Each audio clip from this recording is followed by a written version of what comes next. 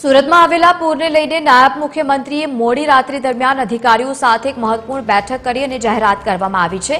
તેમણે કહ્યું છે કે અસરગ્રસ્ત વિસ્તારોના જે પરિમાણો છે તમામ પરિવારોને ડોર ટુ ડોર સર્વે હાથ ધરવામાં આવ્યો છે। મહત્વનું છે કે 9100 જેટલા પરિવારો ડોર ટુ ડોર સર્વે તેમનું કરવામાં આવ્યું છે। 800 થી વધારે પરિવારોને 6800 રૂપિયા પ્રમાણે ઘરવખરી અને સાથે જ કેશડોલ ચૂકવાયું છે। આજે મોડી સાંજ સુધીમાં બાકીના અસરગ્રસ્ત લોકોને તેમના સોસાયટી સુધી પહોંચાડવામાં આવશે।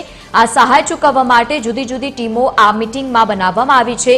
જે સર્વે થયો છે તેના સિવાય પણ સુરત શહેરમાં જે પણ સોસાયટી રહી ગઈ છે તેને અધિકારીઓને સૂચના આપી દેવામાં આવી છે। કમર્શિયલમાં જેનું નુકસાન થયું છે તેની પણ સર્વેની કામગીરી શરૂ કરવામાં આવી છે અને તેમની સહાય માટે આવનારા દિવસોમાં મુખ્યમંત્રીના અધ્યક્ષસ્થાને નિર્ણય લેવામાં આવશે। પરંતુ તે પહેલા કમર્શિયલ વિસ્તારોનું આખું સર્વે કરાવવું ખૂબ જ મહત્વપૂર્ણ છે। કોમર્શિયલ નુકસાન માટે શહેરભરમાં 58 જેટલા વિસ્તારોમાં સર્વે કરાયું છે।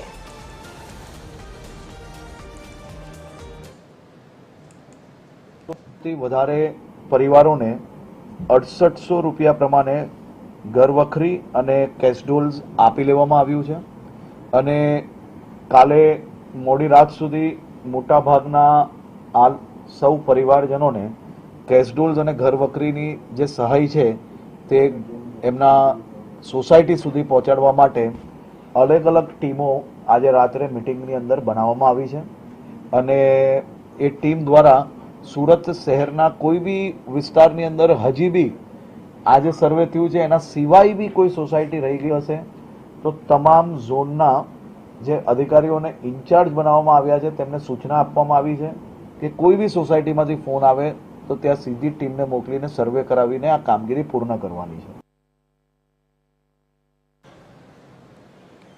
તો 800 થી વધારે જે પ્રમાણે પરિવારોની મદદ કરવામાં આવી રહી છે। તમામ પ્રકારની સર્વેની કામગીરી ખાસ કરીને હાથ ધરવામાં આવી છે। જે પણ કોમર્શિયલ વિસ્તારો છે ત્યાં પણ જે નુકસાન થયા છે એ વિસ્તારોમાં પણ સર્વેની કામગીરી હાથ ધરવામાં આવી છે। પૂરની જે પરિસ્થિતિ સર્જાઈ ત્યારબાદ ડેપ્યુટી સીએમ અધિકારીઓ સાથે એક મહત્વપૂર્ણ બેઠક પણ કરી હતી।